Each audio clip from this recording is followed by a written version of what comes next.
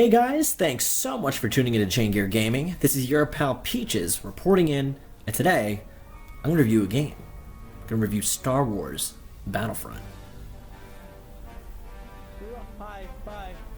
So if there's anything you should know about me, it's that I love Star Wars. Aside from the abominable prequels and the holiday special, that's right, there was a holiday special, I love almost everything about this franchise ever since I was a very little kid.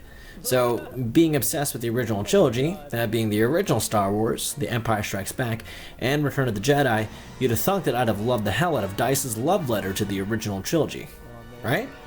Well, no. No, I don't. EA's Star Wars Battlefront is as shallow of a game as it is beautiful, and inside is a mediocre base package harboring the cynicism of a publisher that seeks to rip fans off faster than you can say midichlorians. So let's get the good out of the way. Holy crap, is this game beautiful. This is arguably one of the most beautiful games I've ever played, and is one intense love letter for anybody that knows anything about the Star Wars franchise. The detail is astonishing. From the deep, deep snows of Hoth that crunch underfoot right down to the dunes and steep cliffs of Tatooine. It's honestly one of the most breathtaking and extremely immersive games from the get-go, exploring the maps of some of our favorite planets and locations.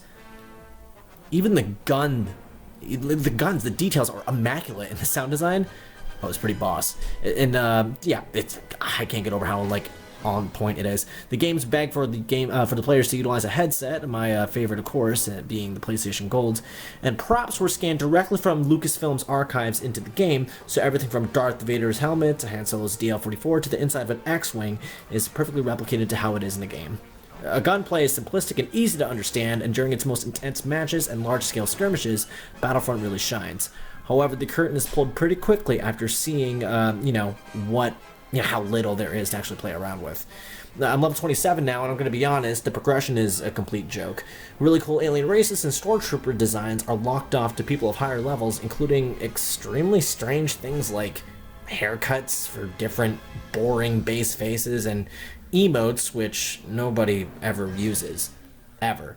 Like, seriously, the only time anybody uses them are when people are waiting for the match to start, and even then, people are just, jumping around all the time. And, there are only, 11 guns. So I'll share a secret with you. People only use about 3 of them, and the DL-44 is the most overpowered gun of the game.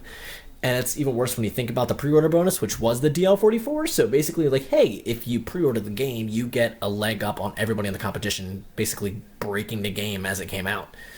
Oh, and instead of classes, which is a huge missed opportunity, seeing as the previous Battlefront games had them, you're allowed to assign your character 3 star cards and eventually a card called a trait. The trait essentially serves as an in-game score streak, mine allowing me to regain health after a kill, while the star cards are tools and equipment you can utilize in battle, things like thermal detonators and one-use rifles, that sort of thing. So, only a few of them are particularly useful, and the opposition is often found exploiting them and camping in key places on the map. I honestly couldn't tell you how many times someone was camping and just using a star card over and over. Pickups are littered around the map, range from one-use weapons to vehicles to hero pickups, which is what you're seeing now, which allow you to choose between 1 or 3 characters from the original trilogy, depending on whether you're aligned with the Empire or the Rebel Alliance. So, yeah, if you pick one of these guys, you'll either, be Luke Skywalker, Han Solo, Princess Leia, Darth Vader, the Emperor, and Boba Fett. They all make an appearance, and they're all hilariously broken. Seriously, once you see one of these guys on the field, run. There's no point in doing anything else, seeing as how they're made to make the player feel invincible, and they wipe out the opposition until their health eventually dwindles. But Boba Fett, for example, he can use his jetpack to reach, extremely cheap places on the map, on top of a walker or on top of a ship, and people get ridiculously high kill streaks, as you saw in my when Chain Gear was sick and I posted this video of me being Boba Fett. My KDR was ridiculous by the end of the match. So, also, the single-player options are unbalanced, underutilized, and are a boring waste. Chain Gear and I played the survival missions, as you saw in Holidays, and these modes offer little to no legitimate challenge, aside from spamming the player with a variety of boring, unbalanced enemy waves to vanquish. There's no story in sight, and after spending a few hours trying out every mode and finding most collectibles, I'm sorry to say that it has never stopped being, a snooze fest. You kill bots. Over and over. No objectives, no narrative, nothing. The game wants you to, complete these on the hardest difficulties, which is excruciating at best, and really tedious at worst. So, like the modes, you have battles where you play team deathmatch against bots, riveting. Survival, where you fight off waves of bots, as you just saw. And then you have training, which, give these tutorials credit, you at least have like cutscenes and dialogue to push you along, but that's only at the beginning and end. So I don't know. Like, they're really a grind fest because you have to like find all the collectibles, and I don't know. It's really, really boring. But for multiplayer, you have Droid Run, which is domination. Drop Zone, which is domination again, but with randomized points to capture. Yay. Blast, which is Team Deathmatch. Fighter Squadron, which is Team Deathmatch again, but with ships, which is honestly the most boring mode of the game.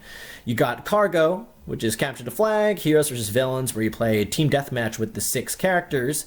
And Hero Hunt, where players compete to kill a single player who takes on the role of a hero or villain, and whoever kills that character becomes the next hero on the list. But then there's Walker Assault, which is the game's biggest mode, and it's one of its unique modes. 2 giant AT-AT walkers make their way to blow up an objective, and rebels desperately scramble to activate a series of homing beacons, which call Y-Wings, to bomb them, so that way they're vulnerable and you can blow them up. And as the Empire, you defend the walkers, and you try to deactivate the points. So, yeah, like, I've found myself playing a lot of this mode, just because it gets you the most points, and it's honestly the only thing that really, like, legitimately feels like Star Wars. Don't get me wrong, the game is seriously fun, but it's, I feel like half its content are locked off to this, the Season Pass, which is $50. As you can see, like, nothing is exactly detailed. Like, if you're gonna have a Season Pass, you're gonna have to tell me what you have up front, what maps there are, what emotes there are. Like, there's no excuse of charging us this much, because what you're saying is, our game is $120. Battlefront is, like, screaming for content as it is, so that's pretty unbelievable. So, are we gonna get, like, you know, the heroes? Are we gonna get the villains? Like, we don't know anything. Like, we haven't gotten a tweet since. Like, oh, we got, like, one free map, which is cool, but other than that, like, I need to know what this is. Alright, so what's the verdict? Chinger and I believe that the price of admission is what defines an experience best. So, how much would he and I pay for Star Wars Battlefront? $20. $20 because although it's a simple, fun game to play, no one can deny that this is a game that is unbelievably shallow. With all the additives, EA is telling us this game is worth $120. Well, no, you get 100 less than that, you'll get a Twinski.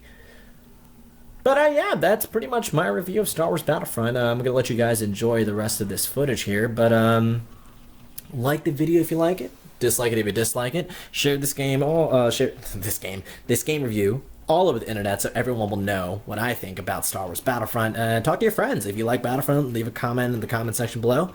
But until then, I'm going to go watch some despecialized editions of the Star Wars trilogy. So, yeah. Peaches out, and I'll see you in the next one.